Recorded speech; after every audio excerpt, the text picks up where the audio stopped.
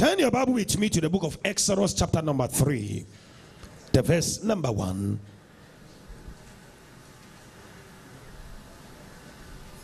Exodus chapter number 3, the verse number 1. Are you there?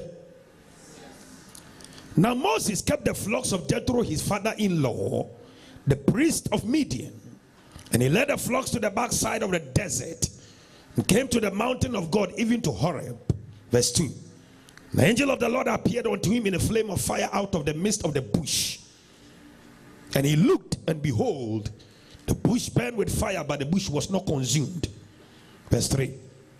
And Moses said, I will now turn aside and see this great sight, why the bush is not burnt. Verse 4. When the Lord saw that he turned aside to see, God called unto him out of the midst of the bush and said, Moses, Moses. And he said, here am I. And he said, draw not nigh hither, put off thy shoes from off thy feet, for the place on thou standest is a holy ground. Verse 6. Moreover, he said, I am the God of thy father, the God of Abraham, the God of Isaac, the God of Jacob. And Moses hid his face, for he was afraid to look upon God. Now let's take the verse number 2 again. Or let's take the verse number 1 again. Now Moses kept the flocks of Jethro, his father-in-law, the priest of Midian, and he led the flocks to the backside of the desert. Everybody shout and say, the backside of the desert. I'm not hearing. Everybody shout and say, the backside of the desert. That's my topic, the subject of my message tonight, the backside of the desert. The Bible said, and Moses kept the flocks of Jethro, his father-in-law, and he led the flocks to the backside of the desert. The Bible said when he led the flocks to the backside of the desert, the Bible said he saw a bush being burned with fire, but the bush was not consumed. Moses was surprised and said, why is it fire? Is it that there's fire in the bush, but the bush was not consumed? So the Bible said the thing attracted Moses to see what was going on. So the Bible said when the Lord saw that Moses turned aside to see, the Bible said God called Moses out of the midst of the bush and said, Moses, Moses. And he said, here am I. And he said, draw not nigh hither, put off thy shoes from off thy feet, because the place on thou standest is a holy ground. Now, for you to understand this scripture very well, you need to go back to Exodus chapter number 2. The Bible said in Exodus chapter number 2, there was a decree, and the decree in Egypt was that the Bible said, Pharaoh the king said, any Hebrew that shall give birth to a male child, they must kill that child. Why? Because at that time a prophecy came that one of the sons of the Hebrews shall become a deliverer to the people of Israel. So the Bible said Pharaoh started killing all the male child that were being born at that particular time. But the Bible said there was a woman in the house of Levi, and that woman gave birth to a son called Moses. And the Bible said when she gave birth to the son called Moses, because Moses was a proper child, the Bible said they hid Moses for 3 months. And the Bible said when they hid Moses for 3 months and they could not hide the boy again, the Bible said they make an ark of a bulrushes and put Moses inside, and the Bible said drop Moses on a lake or on a stream or on a river that was passing by. Now, I want somebody to understand that under normal circumstances, if you put an object on a lake or on a river, that object has not been manufactured, that object can sink. Are you here with me? No, are you sure you are here? That object can go under the sea or can go under the river, but because God has a mission for Moses and because God has a purpose for Moses, God was able to sustain Moses on that stream or on that river. Church, if God has a purpose for you, he will sustain you, he will protect you, he will preserve you, he wouldn't allow any demon to touch you, he will make sure that your life shall be preserved. And I pray for somebody tonight, may the Spirit of God protect you, and may the Spirit of God take you to your final destination of your life in the mighty name of the Lord Jesus. Come on, somebody clap your hands and shout a better amen for God. So God sustained Moses. The spirit of sustenance is very important.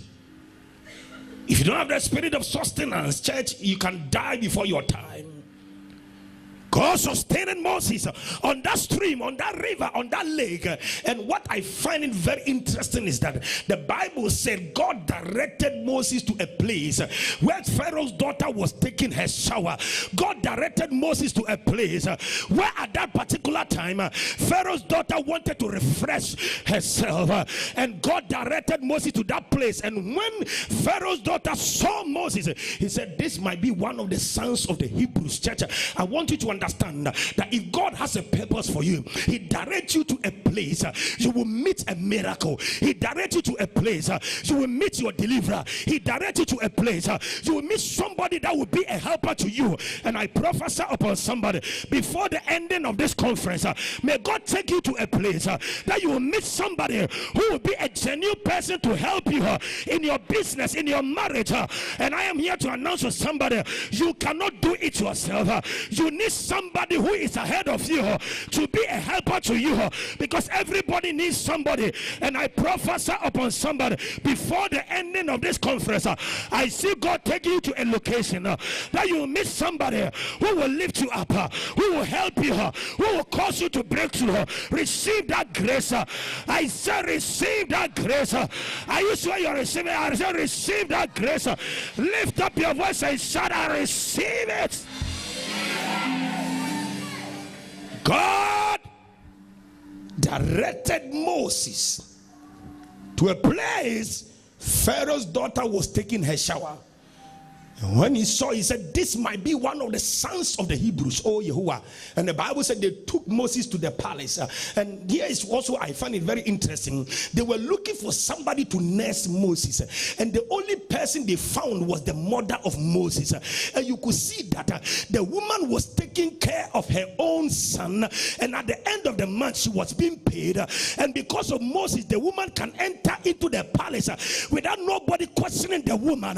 Why? Because Moses has found grace in the sight of the king. I am here to announce to somebody, may God use you so that through you, by you, with you, your family shall get into a place that they will say, by the God's grace, our father led us to this place, our mother led us to this place. May you be a deliverer to your family. Am I talking to somebody in the house? May God use you to bless your family. With you, by you, through you, your family shall excel. Your family shall be protected. Your family shall stay alive. Your family shall go forward. I prophesy upon you, you shall not die before your time. You will live for your family. You will stay alive for your family. Am I talking to somebody in the house? Lift up your voice and shout, yes, Lord. You will stay alive for your family. This amen is too weak. I said you shall stay alive for your family. Those of you that said amen, I double the blessing for you. This amen is too weak. I say I double the blessing for you. Come on, jump on your feet and shout a better amen.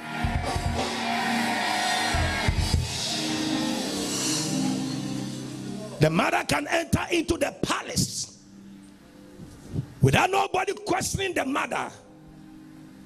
The Bible said Moses became the son of Pharaoh, grew in the palace for 40 years.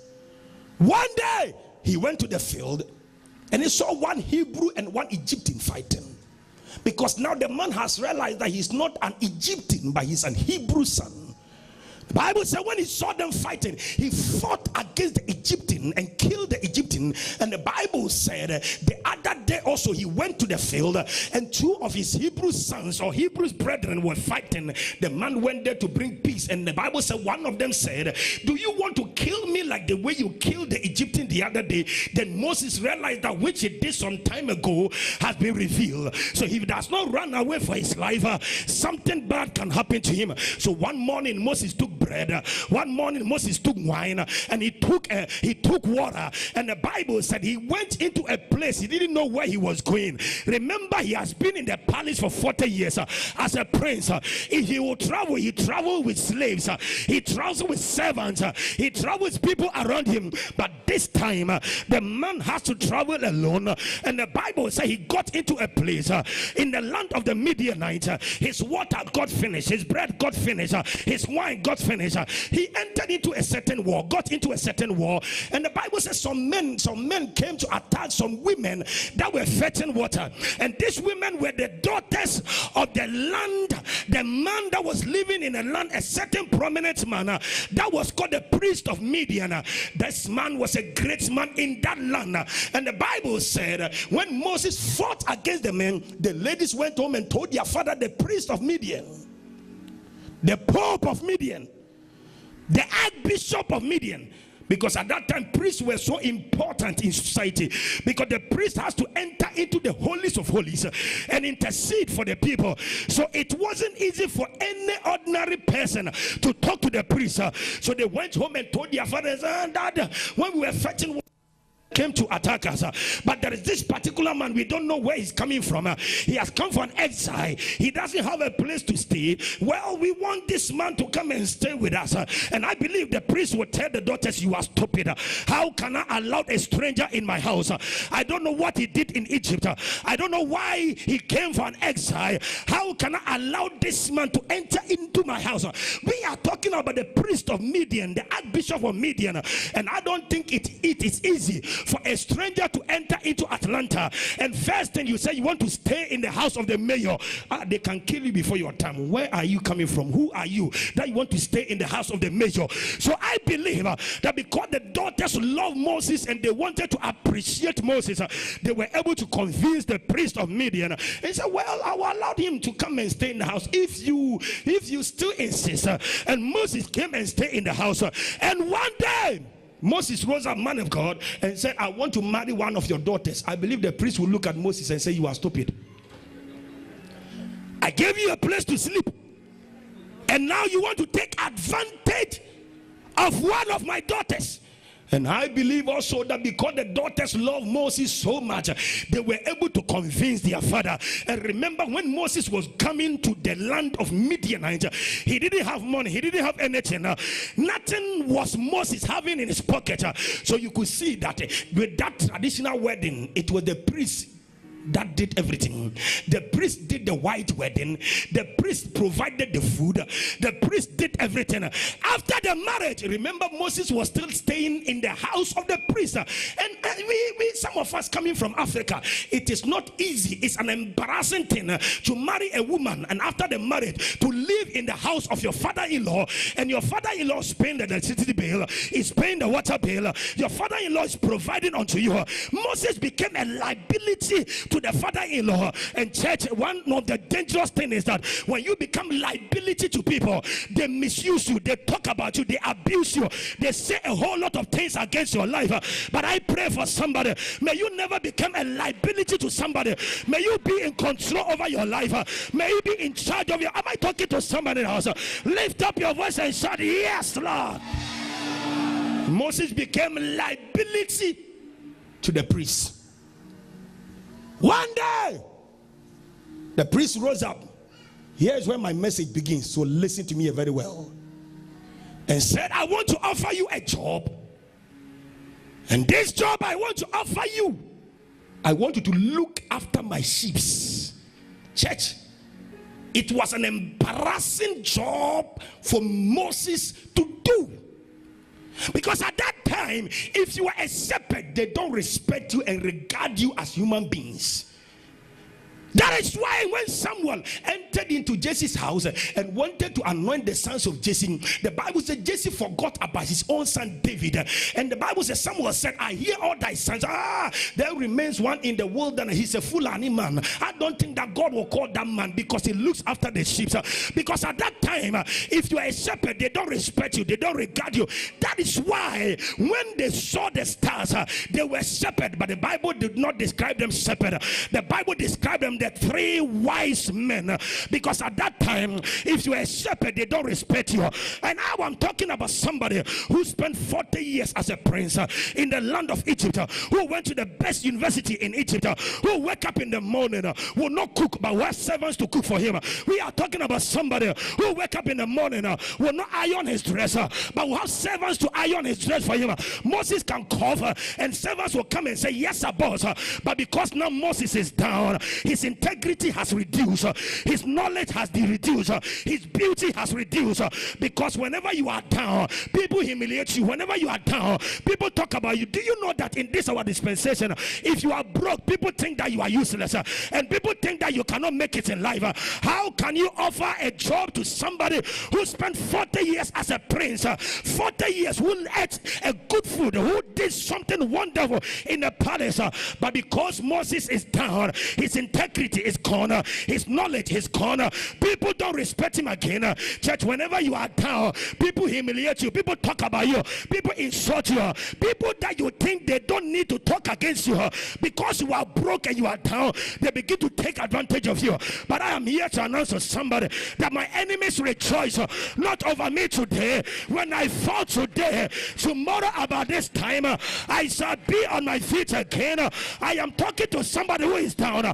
I prophesy upon somebody. I see you be on your feet again. I see you rising up again. I see your business coming up again. I see your marriage coming up again. You are bouncing back again. And I prophesy upon somebody. They will see you and they will not. Lift up your 2 hands. I see favor coming on you.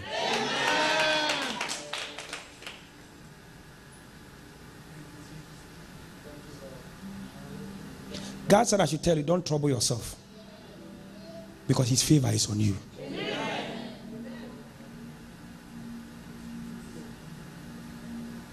Very soon you will celebrate.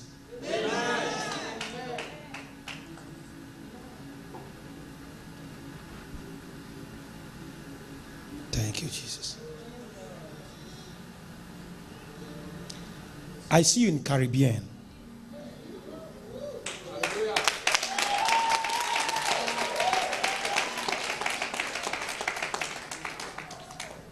And I see books in front of you. And I see you reading something like medicine. And I see the favor of God came upon you. And through that, I saw God lifting you up.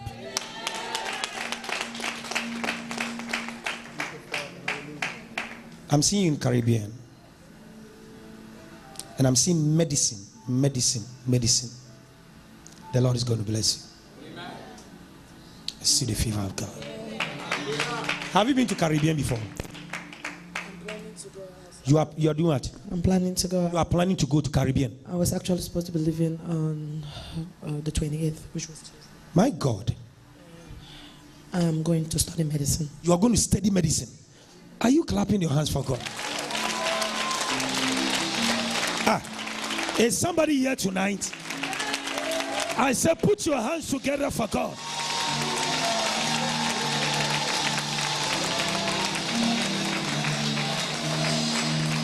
I see the favor of God on you. I see favor. I see favor. I see favor locating you. I see favor. I see favor. Power. You shall receive favor. Wherever you go, the favor of God will look. People will like you just like that. You will come here and testify. As you get there, you will never buy anything. People will start giving you a gift. It's done. Go and sit down.